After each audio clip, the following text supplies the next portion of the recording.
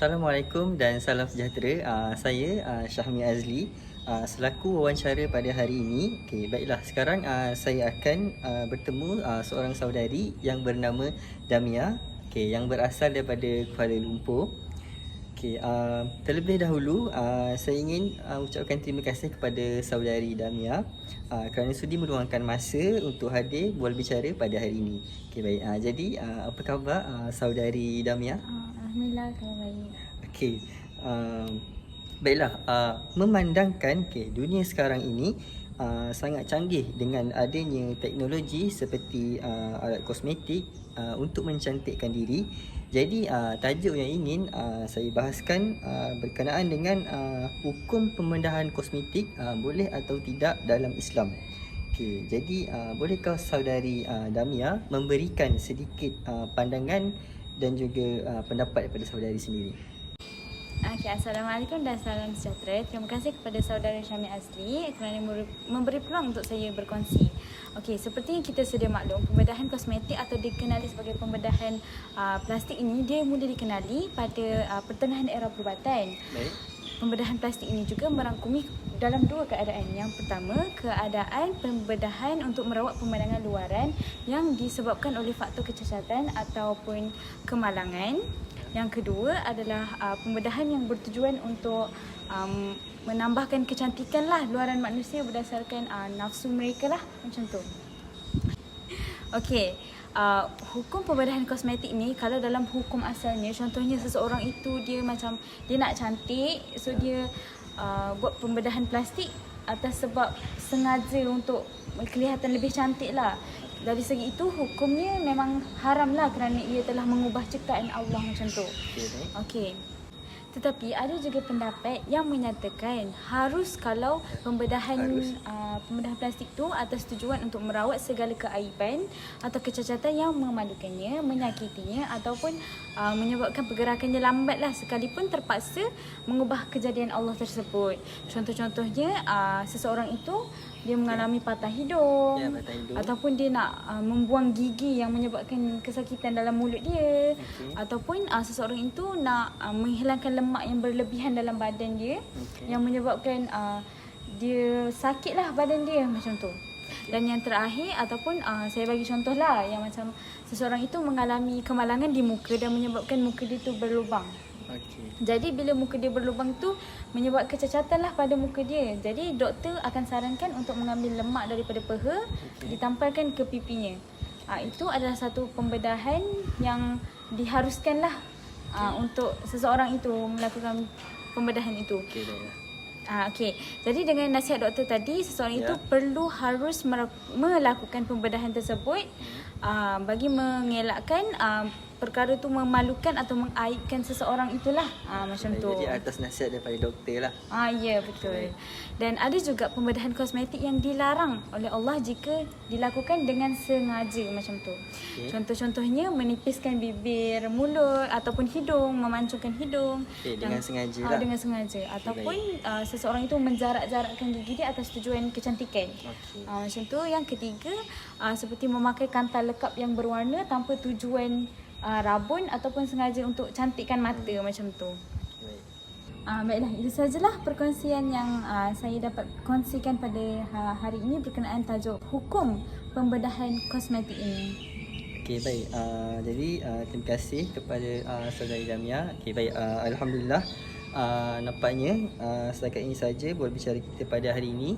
Dan apa yang dapat saya simpulkan bagi hukum pembedahan kosmetik ini adalah jika seseorang itu melakukan dengan sengaja, dengan niat ingin mengubah ciptaan Allah, dia melakukan dengan sengaja, contoh muka dia dah cantik tapi dia saja untuk mengelokkan lagi hidung dia ke, ataupun bibir dia ke, ataupun kening dia ke dengan sengaja, maka itu tidak boleh lah.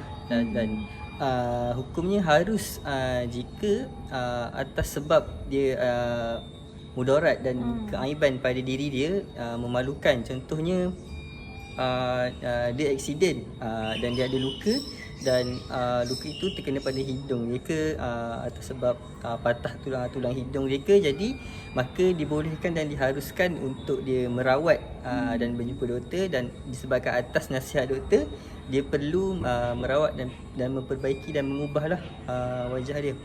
Jadi itu saja. Baik, terima kasih sekali lagi terima kasih kepada saudari Damia kerana sudi meluangkan masa.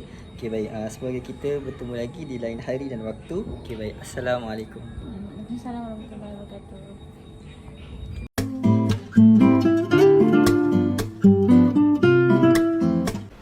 Saya boleh dah nak buat pembedahan muka supaya hilang parut, jerawat, supaya muka jadi licin. Dia gini, ulama kata yang dilarang ialah mengubah ciptaan Allah. Maksud mengubah ini ialah pada masalah menambah kecantikan, atau dalam bab apa benda ni, berhias. Adapun dalam sisi merawat, hukumnya boleh, tidak dikatakan mengubah. Contoh, anak lahir, bayi lahir, mulut rabik. Anak mulut rabik ni, dia panggil bibir rabik. Penyakit ni orang putih pun ada, kan tak? Afrika pun ada. Dia pun buat pembedahan, tangkuk balik. Itu bukan mengubah ciptaan Allah. Itu dipanggil merawat, masuk dalam perintah. Kerana Nabi kata tadawaw, kalau sakit tadawaw, rawatlah. Mulut molek dah, nak pergi nak pergi belah, nak pergi operation, nak jadi bibir tebal macam Angelina Jolie. Itu haram. Itu masuk al-mughayyirati khalqallah. Inilah nak katakan yang mengubah hukum Allah, kena laknat. Sahabat beriman, operasi plastik terbagi menjadi dua, yaitu operasi plastik rekonstruksi dan operasi plastik untuk kecantikan. Nah, operasi rekonstruksi dilakukan untuk memperbaiki kekurangan fisik bawaan seperti bibir sumbing. Sedangkan operasi kecantikan dilakukan untuk mempercantik bagian tubuh tertentu. Sahabat beriman, operasi plastik termasuk mengubah ciptaan Allah Subhanahu wa Ta'ala. Sedangkan mengubah ciptaan Allah adalah ajaran setan. Allah Subhanahu wa Ta'ala berfirman, "Dan aku, setan, suruh mereka mengubah ciptaan Allah, lalu benar-benar mereka mengubahnya." Quran Surah An-Nisa ayat 119. Allah Subhanahu wa Ta'ala juga melaknat orang yang mengubah ciptaannya, sebagaimana yang termaktub dalam hadis riwayat Imam Muslim. Allah telah melaknat mengutuk orang-orang yang membuat tato dan orang yang minta dibuatkan tato, orang-orang yang mencabut bulu mata, orang-orang yang minta dicabut bulu matanya, dan orang-orang yang merenggangkan gigi demi kecantikan yang merubah ciptaan Allah.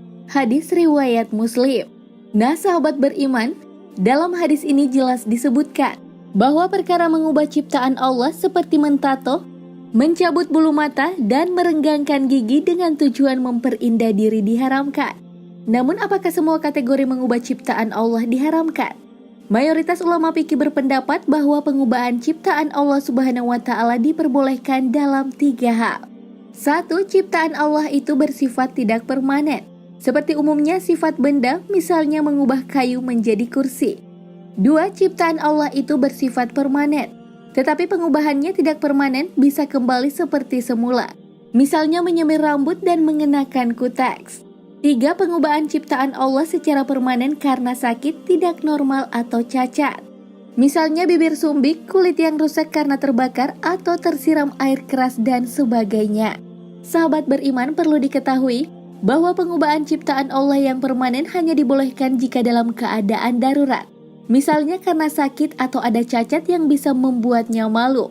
Hal ini dapat dikategorikan kepada rukhsah yang dalam kaidah usul fikih berbunyi, keadaan darurat menyebabkan bolehnya hal-hal yang dilarang. Kebolehan ini juga didasari pada hadis yang diriwayatkan oleh beberapa perawi seperti Abu Daud, Al-Hakim, Tabrani, Baihaqi, dan Ibnu Hibban. Dikisahkan dari Abdurrahman bin Torofa dari kakeknya Arfaja bin As'ad, hidungnya terkena senjata pada perang Al-Kulab di masa jahiliyah. Kemudian ia menambal hidungnya dengan perak, namun hidungnya membusuk. Kemudian Nabi Shallallahu Alaihi Wasallam memerintahkannya untuk menambal hidungnya dengan emas. Sahabat beriman, kisah Arfaja ini menunjukkan bahwa Nabi Shallallahu Alaihi Wasallam memperbolehkan mengubah ciptaannya untuk pengobatan. Sedangkan dalam kitab Nailul yang ditulis Imam Syaukani dijelaskan, sesungguhnya keharaman yang dimaksud jika tujuannya untuk memperindah bukan sebagai pengobatan dan alasan tertentu, maka sesungguhnya yang demikian pengobatan tidak diharamkan. Sahabat beriman, memang menghias diri merupakan perkara fitrah. Allah Subhanahu wa Ta'ala Maha Indah dan menyukai keindahan. Maka tidak salahnya jika ingin berhias dengan bermaksud memperindah diri. Ada kalanya perubahan diperbolehkan jika didasari dengan alasan yang benar. Misalnya seorang istri bersolek dengan tujuan menyenangkan suaminya. Namun jika sekedar untuk mempercantik diri, bahkan dengan tujuan mendapatkan pujian dari orang-orang, maka diharamkan. Sedangkan Abu Ja'far At-Tabari mengatakan, mengubah ciptaan Allah tidak diperbolehkan jika tujuannya untuk mempercantik diri, baik dengan menambah unsur atau menguranginya, baik diniatkan untuk suaminya maupun orang lain. Para ulama sepakat mengharamkan operasi plastik yang dimaksud untuk mempercantik diri berdasarkan hadis tersebut. Jadi operasi plastik yang diharamkan adalah yang mengubah bagian tubuh secara permanen dan tidak didasari alasan yang benar, yakni hanya semata-mata untuk memperindah diri seperti memancungkan hidung, memanjangkan dagu, mengubah bentuk bibir dan sejenisnya. Wallahu a'lam bissawab.